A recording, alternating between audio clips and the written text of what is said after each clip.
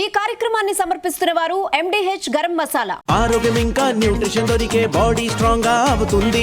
కొంచెం తింటే కడుపు నిండా డైజెషన్ బాగా అవుతుంది. MDH సోయా టీ అసలైన ప్రోటీన్. ఎస్ రేవంత్ గారు, మీరు AMFI registered mutual fund distributor, ఇందులో బాగా ఎక్స్పర్ట్. సో చాలా మంది కాలర్స్ అడుగుతున్నారు ఎక్కువగా, అసలు మ్యూచువల్ ఫండ్ అంటే ఏంటి? ఎందుకంటే బేసిక్ నాలెడ్జ్ లేని వాళ్ళు, సపోజ్ మన దగ్గర నా దగ్గర డబ్బులున్నా కూడా అకౌంట్లో అలా ఉంటుంది అంతే, దాన్ని ఎక్కడ ఇన్వెస్ట్ చేయాలి? మ్యూచువల్ ఫండ్ గురించి ఎక్కువగా వింటున్నాం కానీ దాని గురించి బేసిక్ నాలెడ్జ్ లేదు. So what is mutual fund? చేస్తే మనీ సేఫా? ఏం చెప్తారు? స్టాక్ మార్కెట్ అనగానే అందరికి సహజంగా అదేదో జూదం అనే ఒక ఒపీనియన్ అనేది ఉంటది. దానికి గల కారణం ఏంటి అని అంటే, గతంలో డబ్బులు పోగొట్టుకున్న వాళ్ళ దగ్గర నుంచి విన్నటువంటి ఒక ఒపీనియన్ మాత్రమే అది. సో డైరెక్ట్ గా మార్కెట్ లోకి వెళ్ళి వాళ్ళకి తెలిసి తెలియక ఏదో ఒక స్టాక్ ను కొనేసి ఆ స్టాక్ పడిపోయి డబ్బులు పోగొట్టుకొని ఇట్లా ఎంతో మంది మన భారతదేశంలో ప్రపంచవ్యాప్తంగా నష్టపోయిన వాళ్ళు ఉన్నారు. కానీ ఒక మ్యూచువల్ ఫండ్ లాంటి వాటిల్లో డబ్బులు పెట్టి లాంగ్ టర్మ్ లో పోగొట్టుకున్న వాళ్ళ యొక్క సంఖ్య సహజంగా ఉండదు. దానికి గల కారణం ఏంటి? మనకి మ్యూచువల్ ఫండ్స్ లో రకరకాల లెవెల్స్ లో ప్రొఫెషనల్స్ ఇన్వాల్వ్ అయి ఉంటారు. మనం స్టాక్ మార్కెట్ లో పెట్టుబడులు పెడుతున్నాము అంటే స్టాక్స్ కొంటున్నాము అని అర్థం. ఇప్పుడు ఆ స్టాక్, ఏ స్టాక్ ను కొనాలి, ఎంత మోతాదులో అంటే ఎంత పర్సంటేజ్ మన పోర్ట్ఫోలియోలో మెయింటైన్ చేయాలి, అసలు ఈ స్టాక్ రైటా రాంగా, ఎర్నింగ్స్ గ్రోత్ అనేవి ఎట్లున్నాయి, ఈ అనాలిసిస్ అంతా చేయడానికి దానికి చాలా పెద్ద విభాగం కావాలి, ఒక రీసెర్చ్ టీమ్ కావాలి, ఒక మంచి ఫండ్ మేనేజర్ టాలెంట్ కావాలి. సో అది ఇండివిజువల్ లెవెల్లో మనకు ఉండదు. కాబట్టి అదే ఒక మ్యూచువల్ ఫండ్ అయినట్లయితే గనక మనకి అన్ని కలిపి ఒక దగ్గర, అంటే గ్రూప్ ఆఫ్ స్టాక్స్, మనం నార్మల్ గా కొంటే మన దగ్గర ఉన్న డబ్బులతో ఒక 4-5 స్టాక్స్ కొనగలుగుతాం. కానీ అదే ఒక మ్యూచువల్ ఫండ్ మనం కొన్నాము అని అంటే అందులో ఉండేటువంటి 50-60 స్టాక్స్ లో కూడా మనం భాగస్వామ్యం తీసుకున్న వాళ్ళం అవుతాం. రెండోది, అది ప్రొఫెషనల్లీ మేనేజ్. అంటే మ్యూచువల్ ఫండ్స్ లో పెట్టుబడులు పెట్టినప్పుడు సహజంగా ఫండ్ మేనేజర్ కి ఒకటే గోల్ ఉంటుంది, మనకి స్టేబుల్ గా రిటర్న్స్ రావాలి, రిస్క్ అడ్జస్టెడ్ గా రిటర్న్ కావాలి అని. అంటే ఎంత రిస్క్ అయినా తీసుకొని నేను రిటర్న్స్ ఇస్తాను అన్న మైండ్ సెట్ లో సహజంగా అక్కడ ఫండ్ మేనేజర్ ఉండదు. రిస్క్ అడ్జస్టెడ్ రిటర్న్ అంటే రిస్క్ మనం ఎంత తీసుకుంటున్నామో దానికి తగ్గట్టుగానే రిటర్న్స్ కూడా మెయింటైన్ చేయాలి. అంటే 10% మనం కిందకి పడతాము అని అంటే దానికి తగ్గట్టుగా రిటర్న్స్ మెయింటైన్ చేయాలి. 10% ప్రాఫిట్ వస్తుంది అని అంటే దానికి తగ్గట్టుగానే డౌన్ సైడ్ రిస్క్ ను కూడా మెయింటైన్ చేయాలి. ఎందుకు? మ్యూచువల్ ఫండ్స్ అనేవి ఎంతో మంది భారతీయులు, ఒక రీటైల్ ఇన్వెస్టర్స్ మనలాంటి వాళ్ళందరూ వాళ్ళ సేవింగ్స్ తీసుకొని వచ్చి అక్కడ డబ్బులు పెట్టుబడులు పెడుతూ ఉంటారు. ఎంతో మంది సామాన్యుల యొక్క డబ్బు వాళ్ళు హ్యాండిల్ చేస్తూ ఉంటారు. కాబట్టి అది బాధ్యతతో వ్యవహరించాల్సినటువంటి ఒక ఫండ్ కాబట్టి దాంట్లో రిస్క్ ను కూడా గమనించుకుంటూ రిటర్న్స్ ఇచ్చే విధంగా అందులో కొంచెం హోంవర్క్ అనేది జరుగుతూ ఉంటుంది. మనకి ఇన్వెస్ట్మెంట్ టూల్స్ లో అటు FD ఉంది, PFలు, NPS ఎన్నో ఉన్నాయి. కానీ మ్యూచువల్ ఫండ్స్ ఎప్పుడు కూడా ఒక రకంగా చెప్పాలంటే ఒక స్టెప్ ఎక్కువగానే ఉంటుంది. దానికి గల కారణం ఏంటంటే, భారతదేశం ఎంత స్పీడ్ తోటైతే పరిగెడుతుందో దానికంటే కనీసం 1% ఎక్కువ స్పీడ్ తోటైనా రిటర్న్ ఇవ్వడానికి ప్రయత్నించగలిగేది మ్యూచువల్ ఫండ్. సహజంగా భారతదేశం యొక్క గ్రోత్ ఎంత ఉంటుంది అని అంటే ఇన్ఫ్లేషన్ ప్లస్ GDP, ఈ రెండు కలిపితే మనకి దాదాపు ఒక 11% యావరేజ్ గా వస్తుంది అని అంటే, మన ఇండియాకి సంబంధించిన గ్రోత్ 11% తోటి ఉంటే మన రిటర్న్స్ అంటే మన పెట్టుబడులు ఎక్కడైతే పెడుతున్నామో అవి దానికంటే ఎక్కువగా రాకపోతే మనం వెనకబడిపోతున్నాము అని. అందుకే అంటూ ఉంటారు, భారతదేశంలో మధ్య తరగతి వాడు పేదవాడిగా మారిపోతున్నాడు కానీ ఒక మెట్టు పైకి ఎక్కలేకపోతున్నాడు అని. దానికి గల కారణం సరైన ఇన్వెస్ట్మెంట్ టూల్ని పిక్ చేసుకోలేకపోవటం. అంటే భారతదేశ అభివృద్ధితో సమానంగా ఎప్పుడైతే మన ఇన్వెస్ట్మెంట్స్ కూడా గ్రో అవుతూ ఉంటాయో ఆ రోజు మనం కూడా ఒక మెట్టు పైకి ఎక్కడానికి అవకాశం దొరుకుతుంది. దాని ఒక సెక్యూర్డ్ వేలో డిజైన్ చేసి ఒక రెగ్యులేటరీ ప్రాసెస్ లో, అంటే ఒక సెబీ అని ఒక సంస్థ, సెబీ అని ఒక వ్యవస్థ అండర్లో కట్టుదిద్దమైన పాలసీస్ మధ్య నడిపించేటువంటి ఒక మేనేజ్మెంట్ ఏదైనా ఉందంటే అది మ్యూచువల్ ఫండ్ మేనేజ్మెంట్ మాత్రమే. ప్రపంచ వ్యాప్తంగా ఎక్కడ చూసినా బంగారం పోయినట్టుగా వినుంటాం, మనకి బ్యాంకులు మూసినట్టుగా వినుంటాం, కానీ మ్యూచువల్ ఫండ్స్ లో డబ్బులు పెట్టి లాంగ్ టర్మ్ లో పోయాయి అన్న వాళ్ళ దగ్గర నుంచి మనం ఎటువంటి మాట వినం, ఎవరి దగ్గర నుంచి కూడా ఇది సహజంగా వినపడదు. దానికి గల కారణం ఏంటి అంటే, ప్రపంచ వ్యాప్తంగా కూడా మ్యూచువల్ ఫండ్ ని అంత సెక్యూర్డ్ గా డిజైన్ చేయబడి ఉంటుంది. సో లాంగ్ టర్మ్ లో మార్కెట్స్ లో వోలటాలిటీ ఉంటుంది. Mutual funds are subjected to market risk అని చెప్తూనే ఉంటాం. మార్కెట్ రిస్క్ అని అంటే మార్కెట్ లో ఉండేటువంటి వోలటాలిటీ, అక్కడేదో దొంగతనం జరుగుతుంది అని కాదు. సో లాంగ్ రన్ లో మ్యూచువల్ ఫండ్స్ అనేవి వాళ్ళు ఎందుకు పెడుతున్నారు అన్న దాన్ని దృష్టిలో పెట్టుకొని సరైన ఫండ్ సెలెక్ట్ చేసుకున్నట్లయితే వాళ్ళ టైం హారిజాన్కి తగ్గట్టుగా డెఫినెట్ గా మన భారతదేశం ఎంతైతే అభివృద్ధి చెందుతుందో దానికంటే 1% ఎక్కువ రిటర్న్ రావడానికి అవకాశం ఉంటుంది. So as per your advice ప్రతి ఒక్కరూ మ్యూచువల్ ఫండ్లో ఇన్వెస్ట్ చేయాలంటారు. ఖచ్చితంగా అండి. ఇప్పుడు గతంలో మనకి మన తాతలు కేవలం అగ్రికల్చరల్ ల్యాండ్స్ లోనే పెట్టుబడులు పెట్టేవాళ్ళు. దానికి గల కారణం ఏంటి? అగ్రికల్చర్ అంటే మనం వ్యవసాయం చేసేవాళ్ళం. వ్యవసాయం చేస్తేనే దాని నుంచి ₹1 వస్తేనే కుటుంబం గడుస్తుంది కాబట్టి మనం వ్యవసాయ భూములు కొనేవాళ్ళు తాతలు. ఆ తర్వాత కొంతవరకు మనము ప్లాట్లు కొనటం మొదలు పెట్టాం. ఎందుకు? ఒక ఇల్లు కొనుక్కోవటానికి. ఇప్పుడు ఎలా అయితే మనకి రియల్ ఎస్టేట్ ఇన్వెస్ట్మెంట్ అనేది ఎవాల్వ్ అవుతూ వచ్చిందో, ఒక అగ్రికల్చరల్ ల్యాండ్ నుంచి ప్లాట్ నుంచి ఫ్లాట్ నుంచి ఫ్రాక్షనల్ ఓనర్షిప్, అంటే ఒక కమర్షియల్ ప్రాపర్టీలో ఒక 100 స్క్వేర్ ఫీట్ కూడా కొనే దాకా మనకి ఎవల్యూషన్ అనేది జరిగింది. అంటే మన అవసరాలకి అనుకూలంగా ఇన్వెస్ట్మెంట్ రెవెన్యూస్ ఎలా అయితే మనకి రియల్ ఎస్టేట్ లో కూడా అభివృద్ధి చెందుతూ వచ్చాయో, అలానే మ్యూచువల్ ఫండ్స్ కూడా మన జీవితంలో భాగస్వామ్యం అయి ఉండాలి. ఇప్పుడు ఉదాహరణకి ఇప్పుడు మీదే జీ నెట్వర్క్ కూడా స్టాక్ మార్కెట్ లో ఒక స్టాక్ గానే కనిపిస్తూ ఉంటది. ప్రతి ఒక్క వ్యాపారం, ప్రతి ఒక్కటి మన కళ్ళ ముందు కనిపించేటువంటి ప్రతి ఒక్కటి కూడా స్టాక్ మార్కెట్ లో ట్రేడ్ అవుతూనే ఉంటది.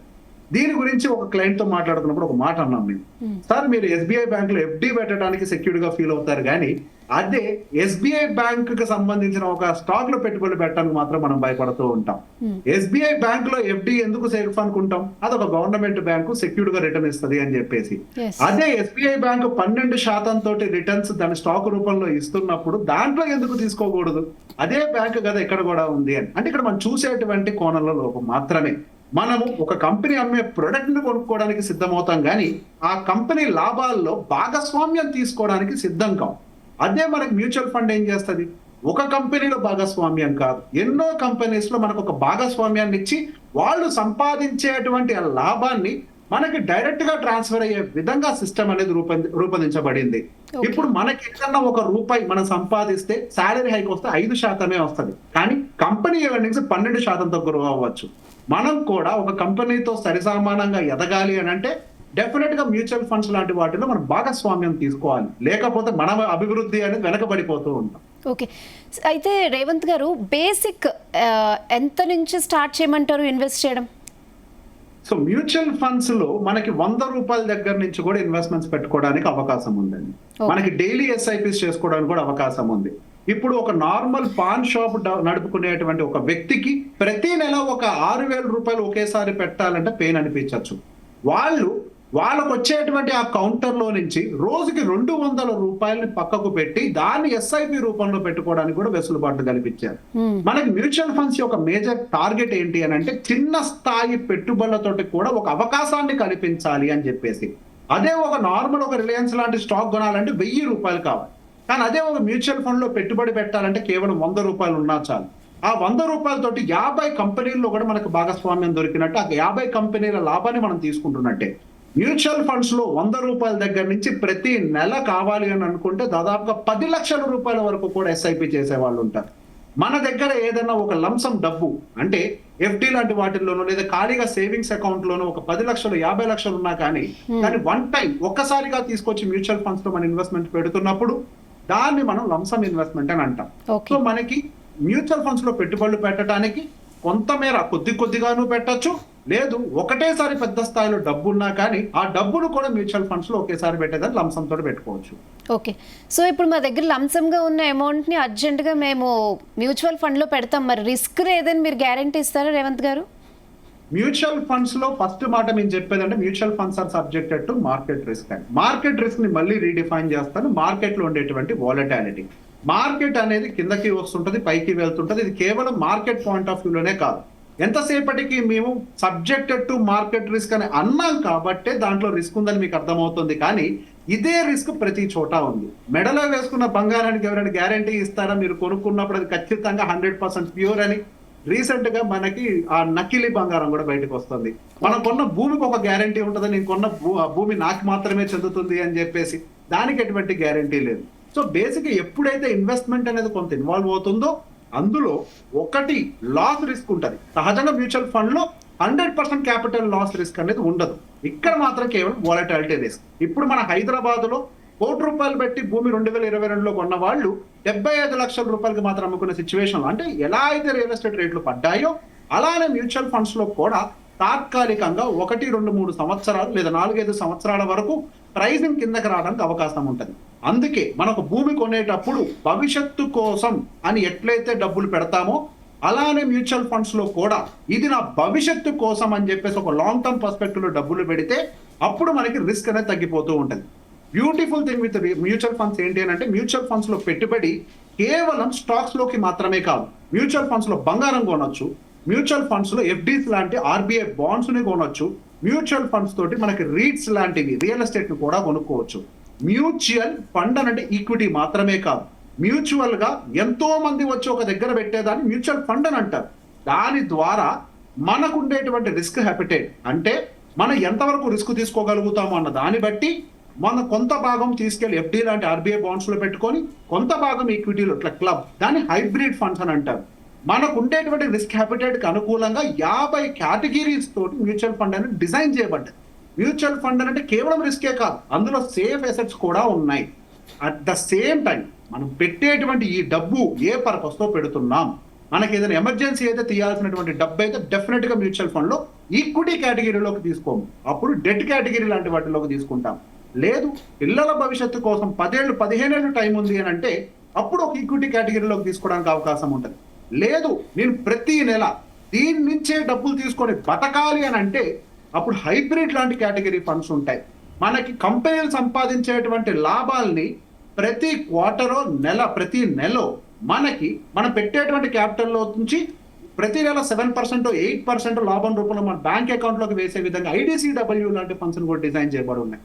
మన అవసరాలకి తగ్గట్టుగా మ్యూచువల్ ఫండ్ ని పిక్ చేసుకోవడానికి వెసులుబాటు ఉంది. ఇటువంటి వెసులుబాట్లు మీరు ఏ అసెట్ క్లాస్ లో కూడా కనిపించదు. మనకు ఒక ఉదాహరణ చెప్పాలి అని అంటే మనకి ఇన్కమ్ కావాలంటే రెంటల్ ప్రాపర్టీ కొనుక్కోవాలి, అసెట్ గ్రోత్ కావాలి అని అంటే ఒక ప్లాట్ కొనుక్కోవాలి. అలానే మ్యూచువల్ ఫండ్స్ లో కూడా మన అవసరాలకు తగ్గట్టుగా డైవర్సిఫికేషన్ చేసుకోవడానికి 50 కేటగిరీలు అందుబాటులో ఉన్నాయి. మనకి ఎందులో పెట్టుకోవాలో క్లారిటీ లేదంటే మీకు అందుబాటులో ఉండే ఏ మ్యూచువల్ ఫండ్ డిస్ట్రిబ్యూటర్ దగ్గరికి వెళ్ళినా మీకు ఉండేటువంటి రిస్క్ ప్రొఫైలింగ్ ని బేస్ చేసుకొని మీ అవసరాలను బేస్ చేసుకొని ఏ కేటగిరీ మీకు సూట్ అవుతుందో చూసి దానికి తగ్గట్టుగా అలోకేషన్ అని మెయింటైన్ చేస్తాం. ఎస్ రేవంత్ గారు, అంటే మీరు అన్నారు ఎస్ఐపి ద్వారా కూడా ఇన్వెస్ట్ చేయొచ్చు అంటే నెలకి 5,000 కానీ 10,000 కానీ. సో అసలు ఎస్ఐపి అంటే ఏంటి, అసలు ఎస్ఐపిలో పెట్టకపోతే మీరు చాలా లాస్ అవుతారని మేము చాలా వీడియోస్ చూస్తూ ఉంటాం. So what is that actually? So మనకి ప్రతి నెల శాలరీ అనేది వస్తుందండి. ఇప్పుడు అందరికీ కూడా ఒకేసారి ఒక 10 లక్షల రూపాయలు డబ్బులు జేబులో పెట్టుకొని తిరగాలంటే అందరికీ సాధ్యం కాదు. అట్లా అని చెప్పేసి ఇక 10 లక్షలు లేకపోతే మ్యూచువల్ ఫండ్స్ లాంటి వాటిలో పెట్టుబడులు పెట్టడం ఉపయోగం లేదు అన్న కండిషన్ కాకుండా మనకు వచ్చేటువంటి జీతం డబ్బుల్లో నుంచి కొంత భాగాన్ని తీసి ప్రతి నెల ఒక డిసిప్లైన్ తోటి పెట్టుబడులు పెట్టుకోవడానికి ఒక వెసులుబాటుని కలిగించేదే మనకి ఎస్ఐపి. అంటే మీకు ప్రతి నెల ఖచ్చితంగా ఒక 10,000 రూపాయలు మిగులుతున్నాయి, నాకు ఖచ్చితంగా 1వ తారీఖున శాలరీ వస్తుంది. సో నేను 5వ తారీఖున ప్రతి నెల 10,000 రూపాయలు పెట్టుబడి డిసిప్లిన్ తోటి పెడతాను అన్న దాన్ని ఎస్ఐపి అని అంటాం. మనకి ఒక లోన్ తీసుకుంటే 1 తారీఖులో ఈఎంఐ ఎలా అయితే ఆటోమేటెడ్ గా కట్ అవుతుందో అలానే ఎస్ఐపి కూడా 1వ తారీఖున కట్ అవ్వటం కోసం ఒక ఆటోమేటెడ్ మ్యాండేట్ అనేది బ్యాంకుకి ఇచ్చేసి పెడతాం. ఒక డిసిప్లిన్ తోటి చేసేందుకు సిస్టమాటిక్ ఇన్వెస్ట్మెంట్ ప్లాన్ ఎస్ఐపి అనేది ఎవాల్వ్ అయింది. చిన్న స్థాయి ఎంప్లాయీ దగ్గర నుంచి ఒక పెద్ద స్థాయి వ్యాపారవేత్త వరకు కూడా వాళ్ళకు వచ్చేటువంటి ఆదాయంలో నుంచి కొంత భాగాన్ని డిసిప్లిన్డ్ వేలో పెట్టడానికి డిజైన్ చేయబడింది ఎస్ఐపి. మన భారతదేశంలో చాలా మంది దిగువ మధ్య తరగతి వాళ్ళు ఎక్కువగా ఉంటారు. వాళ్ళ దగ్గర ఒకేసారి పెద్ద స్థాయిలో డబ్బు అనేది అందుబాటులో ఉండదు. సో వీటన్నిటిని దృష్టిలో పెట్టుకొని ఎస్ఐపిని ఎక్కువగా ప్రమోట్ చేస్తున్నారు. కొద్ది మేర సేవ్ చేయండి, మీకు వచ్చేటువంటి రోజువారీ ఆదాయంలో ఒక 100 రూపాయలు డైలీ ఎస్ఐపిగా పెట్టుకోండి, మీకు వచ్చేటువంటి నెలవారీ జీతంలో నుంచి ఒక 5% 10% ఎస్ఐపిగా పెట్టుకుంటే మీ భవిష్యత్తులో రాబోయేటువంటి మీ పిల్లల ఎడ్యుకేషన్కు లేకపోతే మీకు ఉండేటువంటి రిటైర్మెంట్ కార్పస్ కోసం అది ఉపయోగపడుతుంది అని. మనము ఆ డబ్బుని కావాలంటే సుకన్య సమృద్ధి యోజన లాంటి వాటిల్లో కూడా పెట్టుకోవచ్చు. కానీ మనం పెట్టేటువంటి పెట్టుబడి ఎస్ఐపిలో పెడితేనే పెరుగుతుంది అని ఎందుకంటామనంటే ఇన్ఫ్లేషన్ ని బీట్ చేస్తోందా లేదా మన పెట్టుబడి, ఇది ప్రధానమైనది. ఇన్ఫ్లేషన్ ని బీట్ చేయగలిగే ఇన్స్ట్రుమెంట్ ఏదైనా ఉంది అని అంటే అది కేవలం మన మ్యూచువల్ ఫండ్స్ మాత్రమే. మన దేశంలో ఎడ్యుకేషన్ దాదాపుగా 10 నుంచి 12% ఇన్ఫ్లేషన్ తో పెరుగుతోంది. సుకన్య సమృద్ధి యోజన లాంటి స్కీమ్స్ 8.2% మాత్రమే ఇస్తున్నాయి. మనం దాన్ని బీట్ చేసి రిటర్న్ తెచ్చుకోవాలి అని అంటే మ్యూచువల్ ఫండ్స్ లాంటి వాటిల్లో మన పెరిగేటువంటి కాస్టింగ్ అనుకూలంగా రిటర్న్స్ తెచ్చుకోవడానికి అవకాశం ఉంటుంది. కాబట్టి ఎర్లీ ఏజ్ నుంచి ఎస్ఐపిస్ చేయమని చెప్పి, ఎస్ఐపి చేయకపోతే నష్టపోతారని చెప్పి మా లాంటి వాళ్ళందరూ చెప్తూ ఉంటారు. ఓకే, సో రేవంత్ గారు ఇప్పుడు మ్యూచువల్ ఫండ్లో మనీ పెట్టేటప్పుడు దానికి ఏమైనా టైం కేటగిరీ టైం లిమిట్ ఏమైనా ఉంటుందా? లైక్ 2 years, 5 years, 3 years అట్లా ఏమైనా ప్లాన్ చేసుకుంటే బెటర్ అంటారా? ఏంటి మీ సజెషన్? సో ఇన్సూరెన్స్ పాలసీ లాగా మ్యూచువల్ ఫండ్స్ లో లాక్ అనేది ఉండదండి. మ్యూచువల్ ఫండ్స్ అనేవి చాలా ఫ్లెక్సిబుల్ ప్రోడక్ట్స్. మీరు మ్యూచువల్ ఫండ్ మొదలుపెట్టిన తర్వాత, ఉదాహరణకు 1 సంవత్సరం తర్వాత మీకు ఏదైనా ఉద్యోగం పోయినా, ఖర్చులు అనుకోని రీతిలో ఏదైనా మీద పడ్డా కానీ 1 నెల, 2 నెలలు, 6 నెలల వరకు కూడా మీరు కట్టేటువంటి ఎస్ఐపిని పాస్ చేసుకోవచ్చు. మీకు ఒకవేళ పర్మనెంట్ లాస్ ఆఫ్ జాబ్ అయినా కానీ ఎస్ఐపి ఎంతవరకు కట్టారో అంతవరకు కట్టి ఆపేయచ్చు. మేము ఖచ్చితంగా 5 ఏళ్ళు కడితేనే మీకు రిటర్న్స్ వస్తాయి, ఖచ్చితంగా 5 ఏళ్ళు కడితేనే మీ డబ్బు మీకు రిటర్న్ వస్తుంది అనే పాలసీ మ్యూచువల్ ఫండ్స్ లో ఉండదు. మ్యూచువల్ ఫండ్స్ పూర్తిగా మీకు మీ కంట్రోల్లో మాత్రమే ఉంటుంది. అంటే ఇన్వెస్టర్ కంట్రోల్లో మాత్రమే మ్యూచువల్ ఫండ్స్ అనేవి ఉంటాయి. ఇంకెవరి కంట్రోల్లో కూడా మ్యూచువల్ ఫండ్స్ ఉండవు. When ever you want to stop, you can stop investing in mutual funds. మీరు ఎంతవరకు అయితే పెట్టారో ఆ మ్యూచువల్ ఫండ్స్ మాత్రం కంటిన్యూస్ గా గ్రో అవుతూనే ఉంటాయి. వాటికి టైం లిమిట్ అంటూ ఉండదు. కానీ మ్యూచువల్ ఫండ్స్ లో ఎస్ఐపి నుంచి మీకు సరైన రిటర్న్ కనిపించాలంటే మాత్రం లాంగ్ టర్మ్ హారిజన్ ఉండాలని చెప్తాం. ఒక బంగారానికి, ఒక ల్యాండ్ కి ఎట్లయితే ఒక లాంగ్ టర్మ్ హారిజన్ అనే టైం పెట్టుకుంటామో, అలానే మ్యూచువల్ ఫండ్స్ లో కూడా 5 నుంచి 10 సంవత్సరాలు ఒక మినిమం టైం ఫ్రేమ్ మనం స్పెండ్ చేసినట్లయితే దానికి కావాల్సిన రిటర్న్స్ మనం చూడగలుగుతాం. ఓకే, సో ఫైనలీ ఈ మ్యూచువల్ ఫండ్లో ఇన్వెస్ట్ చేసే వాళ్ళు రోజు మార్కెట్ అనాలిసిస్ చూడాల్సిన అవసరం ఉంటుందంటారా, ఉండదా? ప్రతిరోజు మార్కెట్ అనాలిసిస్ చూసే వాళ్ళు మ్యూచువల్ ఫండ్స్ లో డబ్బులు ఎక్కువ నష్టపోతూ ఉంటారు. మ్యూచువల్ ఫండ్స్ అనేవి కూడా ఒక లాంగ్ టర్మ్ గేమ్ అండి. సో ఒక డేటా రిపోర్ట్ మేము చూసాము. మ్యూచువల్ ఫండ్ ఇన్వెస్టింగ్ లో గత చరిత్ర ప్రకారం మనకి ఫండ్స్ అనేవి అద్భుతంగా రిటర్న్స్ ని జనరేట్ చేశాయి. కానీ మ్యూచువల్ ఫండ్ ఇన్వెస్టర్స్ ఆ ఫండ్ ఇచ్చినంత రిటర్న్ ని తీసుకోలేకపోయాయి. దానికి గల కారణం ఏంటంటే ప్రతిరోజు వస్తున్నటువంటి న్యూస్ ను చూడటం వల్ల మన మనసులో ఒక ఆందోళన కలుగుతుంది. మార్కెట్ లో ఏదో జరిగిపోతుందన్న భయంతో మనం మన ఫండ్స్ ని మన చేతులారా పాడు చేసుకుంటాం. ఫ్రెష్ గా పెట్టాల్సిన డిసిప్లిన్ ఎస్ఐపిని కూడా మనం స్టాప్ చేసేస్తూ ఉంటాం. సో ఇటువంటి మనకి ఎమోషనల్ కంట్రోల్ మిస్ అవుతూ ఉంటది. కాబట్టి డైలీ అనాలిసిస్ ఎవరైతే చూస్తూ ఉంటారో 90% ఆఫ్ ద ఇన్వెస్టర్స్ ఎవరైతే డైలీ అనాలిసిస్ చూస్తారో 90% of the investors long term లో వెల్త్ క్రియేషన్ లో ఫెయిల్ అవుతారని తెలిసింది. ఎప్పుడైనా సరే మార్కెట్ కి సంబంధించిన అవగాహన మనసులో పెట్టుకోవాలి. వారానికి ఒకసారి ఈ వారం మార్కెట్ లో ఏం జరిగింది అన్న దాని విషయం ఖచ్చితంగా ఒక ఇన్వెస్టర్ గా మనం తెలుసుకోవాలి. కానీ ప్రతిరోజు ఓపెన్ చేసి ఈ రోజు నా ఫండ్ ఎంత పెరిగింది, ఈ రోజు నా ఫండ్ ఎంత తగ్గింది, మనం ప్రతిరోజు మన ల్యాండ్ దగ్గరికి వెళ్ళి ఎంత పెరిగింది ఎంత తగ్గింది అని చూస్తామా? ఒక బంగారం గొలుసు కొనుక్కున్నామని అంటే ఆ షాప్ దగ్గరికి వెళ్ళి వెయిట్ వేయించి నా రేట్ ఎంత ఉంది ఎంత తగ్గిందని చూస్తామా? అలా చూడం. మనం ఎప్పుడైనా సరే ఒక టార్గెట్ పెట్టుకొని పనిచేస్తున్నప్పుడు ఒక సిస్టమాటిక్ వేలో ఒక 6 నెలలకో సంవత్సరానికి ఒకసారి పోర్ట్ఫోలియోని చూడాలి అంతే. ప్రతిరోజు చూసే వాళ్ళే మ్యూచువల్ ఫండ్స్ లో ఎక్కువగా నష్టపోతారు. మార్కెట్ అనాలిసిస్ వేరు. మార్కెట్ అనాలిసిస్ అనేది నాలెడ్జ్.